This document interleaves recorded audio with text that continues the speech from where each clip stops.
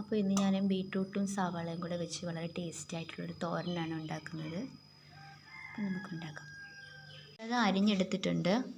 കുറച്ച് തേങ്ങ തിരുമിയതും കറിവേപ്പിലയും കൂടി ഇട്ട് കൊടുത്തിട്ടുണ്ട്. പിന്നെ കുറച്ച് നല്ല മുളക് ചേർത്ത് കൊടുക്കാം.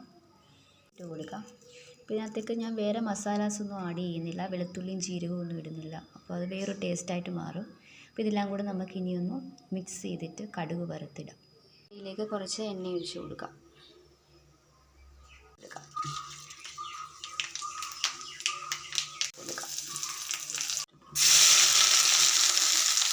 ഞാൻ ബീട്രൂട്ട് തോരൻ വയ്ക്കുമ്പോൾ നല്ല മുളക് ചേർത്താണ് തോരൻ വയ്ക്കാറ്. അങ്ങനെ ചെയ്ത് നോക്കണേ. നമ്മുടെ ഈ ബീട്രൂട്ടിൻ്റെ ആ മധുരം ബാലൻസ് ചെയ്യാൻ നല്ലതാണ്. തളിച്ച് കൊടുക്കാം.